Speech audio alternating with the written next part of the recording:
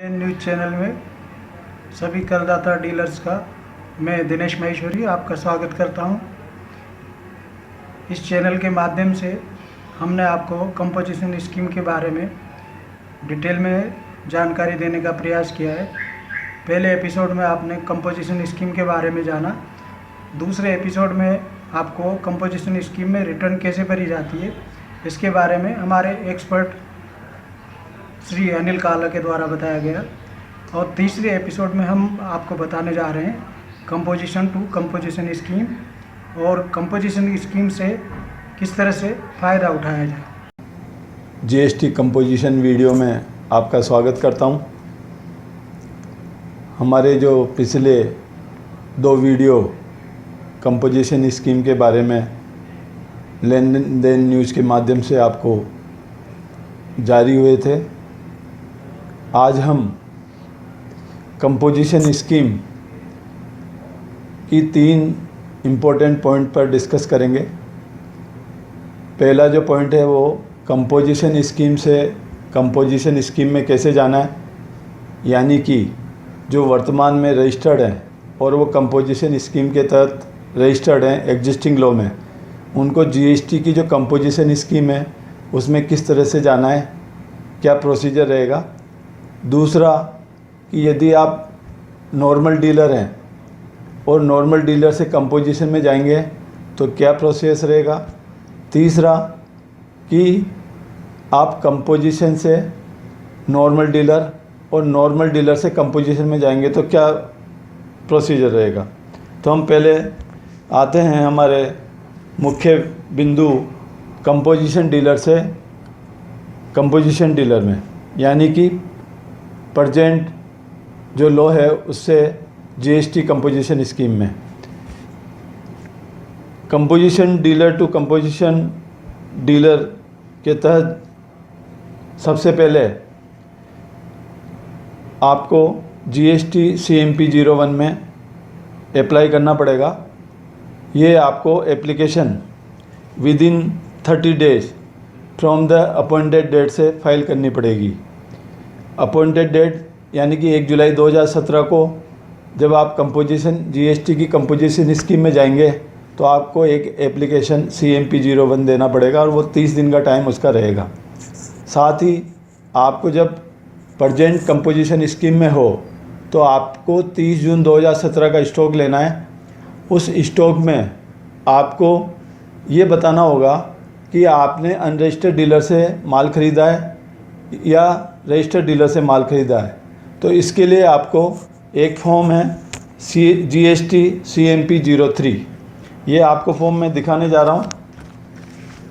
GST CMP 01 जो आपको composition scheme से GST कंपोजिशन स्कीम में जाना है।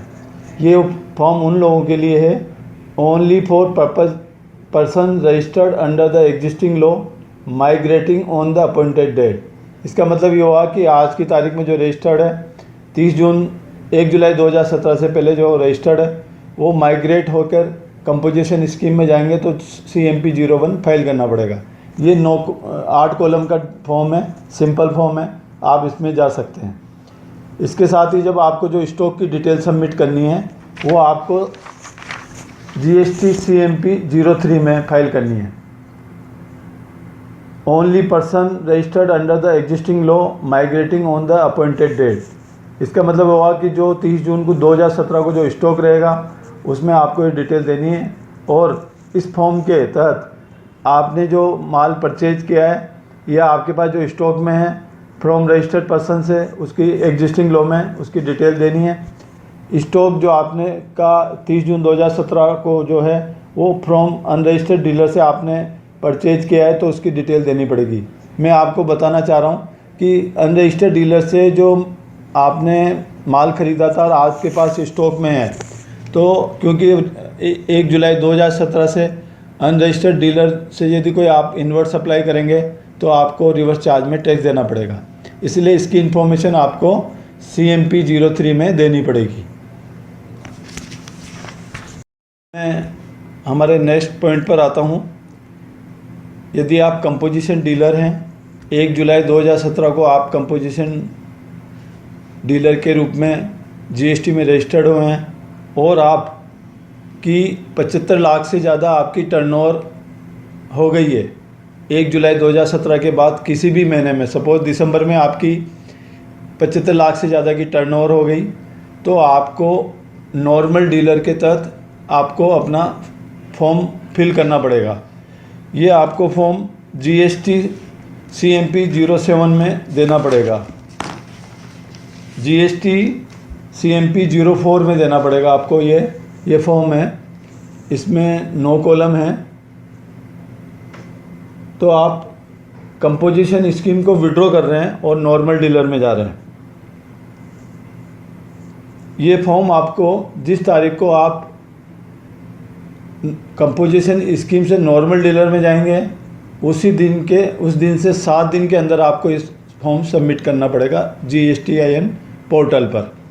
इसके साथ एक ये भी कंडीशन है, क्योंकि आप कंपोजिशन स्कीम से नॉर्मल डीलर में जा रहे हैं तो आपको वो सब बेनिफिट मिलेंगे जो इनपुट जो एक रजिस्टर्ड पर्सन को मिलेंगे।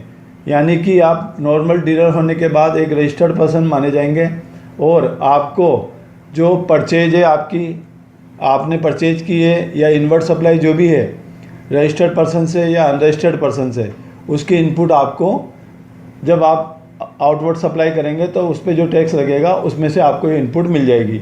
इसके लिए भी जो आपको जिस तारीख को आप नॉर्मल डीलर में माने जाओगे उस तारीख को आपको ये इनपुट क्रेडिट लेने के लिए GST ITC 01 ये आपको पोर्टल पर सबमिट करना पड़ेगा।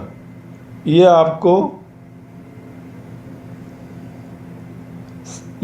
फॉर्म भी आपको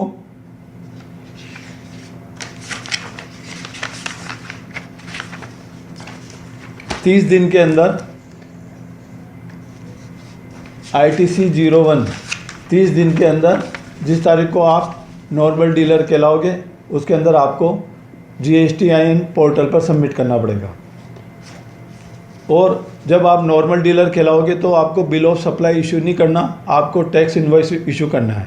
टैक्स इन्वॉइस जो रेट आपको, जो भी आपका ट्रेड है, जो रेट आपको है 5% है या 18% है या 28% है, जो भी रेट में आओगे उस हिसाब से आपको अपना टैक्स चुकाना पड़ेगा। नेक्स्ट, तीसरी कंडीशन में आपको बताना चाह रहा हूँ कि नॉर्मल डीलर हो आप और नॉर्मल डीलर से आप कंपोजिशन स्कीम में जाना चाह रहे हो तो आपको एक फॉर्म है CMP 02 वो आपको सबमिट करना पड़ेगा। और ये फॉर्म आपको जब आपको नॉर्मल डीलर से कंपोजिशन में जाओगे तो आपको जिस दिन नॉर्मल डीलर यानी कि आपकी 75 लाख से कम की टर्नओवर हो गई और आपको सरकार को सूचित करना है कि भाई मैं नॉर्मल डीलर नहीं रहना चाहता, अब कंपोजिशन में जाना चाहता हूँ, तो CMP 02 फाइल करना पड़ेगा। इसका आपको फॉर्म जब एंड ऑफ द ईयर से यानी जब नेक्स्ट ईयर प्रारंभ होगा यानी कि 1 अप्रैल 2018 उससे पहले यानी मार्च के महीने में आप इसको सबमिट कर सकते हैं। दूसरा, जो आप नॉर्मल डीलर थे, जो आपको इनपुट टैक्स क्रेडिट मिलनी थी, जो गुड्स आपने परचेज किया रजिस्टर्ड पर्सन से अनरजिस्टर्ड पर्सन से, जो आपको गुड्स पे जो इनपुट क्रेडिट मिली थी, आप वापस जब आप कंपोजिशन स्कीम में जाओगे तो आपको ये सब इनपुट्स लैप्स हो जाएगी, यानी कि वो अब आपकी गुड्स की कॉस्ट हो जाएगी। तो आपको एक ITC 3 फाइल करना पड़ेगा जो आपको 1 अप्रैल जिस तारीख को फाइनेंशियल ईयर स्टार्ट होगा उसके 60 दिन के अंदर ये फॉर्म आपको सबमिट करना पड़ेगा। ITC 3 ये एक फॉर्म है।